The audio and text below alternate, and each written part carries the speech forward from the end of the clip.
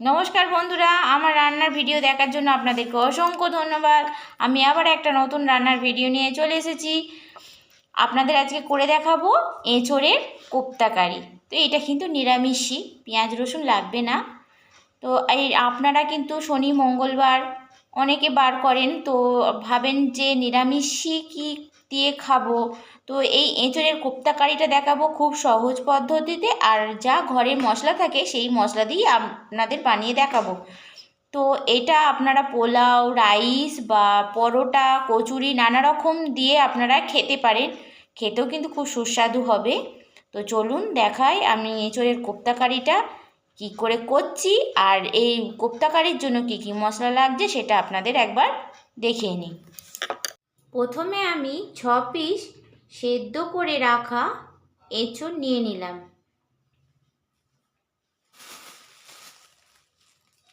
তারপর আমি 1 চামচ মতো ছানা নিলাম।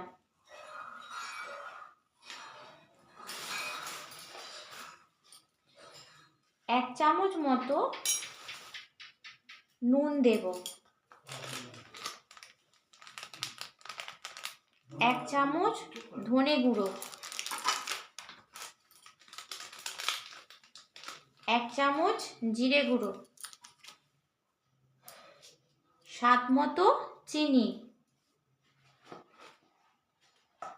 1 চামচ বেসন,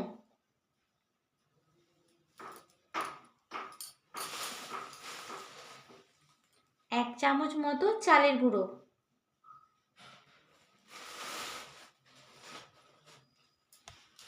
আর দেব পরিমাণ মতো গরম মশলা।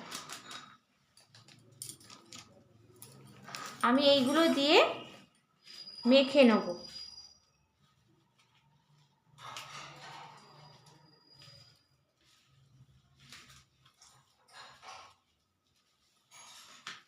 এরম করে আপনারা কিন্তু ভালো করে মেখে নেবেন, যেন একটা গোটা গোটা যেন খিচ না থাকে।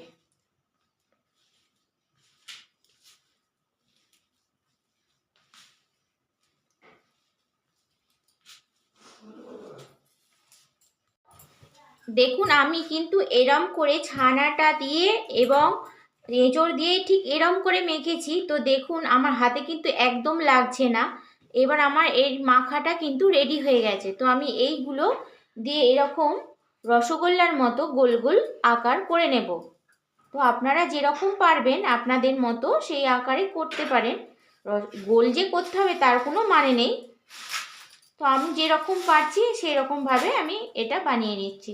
তো আমি এরকম করে প্রত্যেকটা এঁচোড় মাখা আমি গোল করে বানিয়ে নেব। এঁচোড়ের বলগুলো আমার রেডি হয়ে গেছে। এবার আমি কড়াতে ঘি গরম করতে দিয়ে আমি এই বলগুলো একটা একটা করে ভেজে নেব।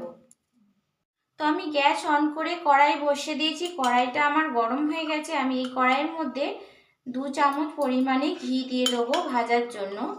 খুব বেশি ঘি দেবো না, 2 চামচ দেব ঘি। একটু ঘিটা গরম হয়ে গেলে এই এঁচোড়ের বলগুলো একটা একটা করে আমি ভেজে নেব। আপনারা কিন্তু খুব সাবধানেই ভাজবেন। তো আমি এবার এঁচোড়ের বলগুলো ছেড়ে দিলাম। আমি কিন্তু একটা একটা করে ভেজে নেব। আপনারা কিন্তু খুব সাবধানে ভাজবেন, এই বলটা যেন ভেঙে না যায় আর কড়াইতে লেগে না যায়। খুব সাবধানে আপনাদের কিন্তু ভাজতে হবে। তো আমি এরকম করে প্রত্যেকটা বল একটা একটা করে ভেজে নেব। আমি আর ভেজে তুলে নেবো। ব্রাউন কালার হয়ে গেলে আমি এই বলগুলো একটু তুলে নেব। তো দেখুন আমার ভাজার কালার এসে গেছে। তো আমি এইরকম করে আমি প্রত্যেকটা বল ভেজে নিচ্ছি। সব কটা এঁচোড়ের বলগুলো কিন্তু ভাজা হয়ে গেছে। যে ঘিয়ে ভেজেছিলাম সেই ঘিটা রয়েছে, তো ওই ঘিয়ের মধ্যে আমি 2 চামচ মতো তেল দিয়ে দেবো, সাদা তেল দিয়ে একটা শুকনো লঙ্কা ফোড়ন দিয়ে দিচ্ছি। একটু নাড়াচাড়া করে শুকনো লঙ্কাটা একটু ভেজে নেব।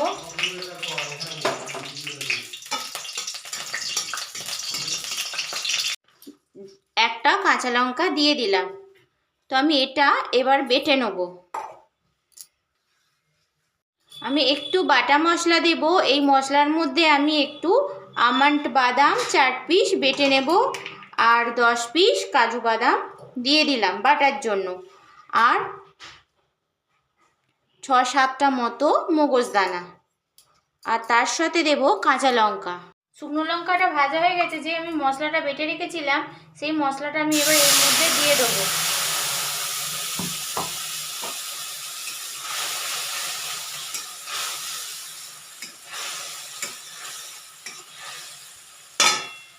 দেওয়ার পর সামান্য পরিমাণে একটু চিনি দিয়ে দিলাম,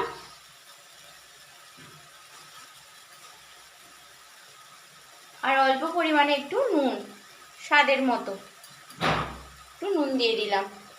তো এইটা দিয়ে আমি বেশ কিছুক্ষণ কষিয়ে নেব, যতক্ষণ না মশলাটা দিয়ে তেল ছাড়ছে।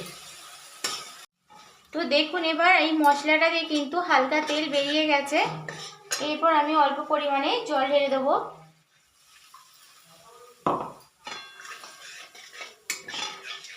অল্প পরিমাণে জল ঢেলে দিলাম।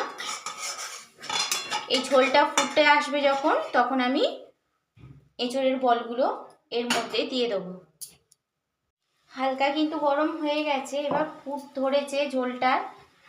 তো বন্ধুরা আমি এর মধ্যে কিন্তু শুকনো লঙ্কা দিয়েছি এবং গুঁড়ো লঙ্কা কিন্তু দিইনি, আর গুঁড়ো হলুদও দিইনি।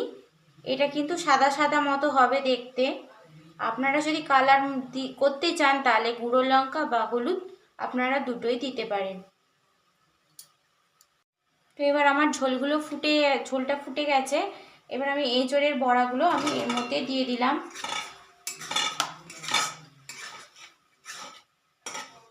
একটু নাড়াচাড়া করে 15 মিনিট ধরে ফোটাবো আমি এই ঝোলের মধ্যে।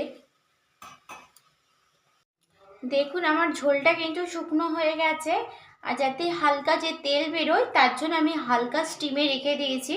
তো 5 মিনিট থাকুক, তারপর আপনাদের দেখাবো এর মধ্যে ঘি আর একটু গুঁড়ো গরম মশলা দেব। বন্ধুরা আমার এঁচোড়ের কোপ্তা কারি পুরো রেডি হয়ে গেছে। আপনারা কেমন করে বানান সেটা অবশ্যই আমাকে কমেন্টে জানাবেন, আর আমাকে লাইক করবেন আর চ্যানেলটা সাবস্ক্রাইব করে আমার পাশে থাকবেন। দেখা হবে রান্নার অন্য কোনো ভিডিও নিয়ে।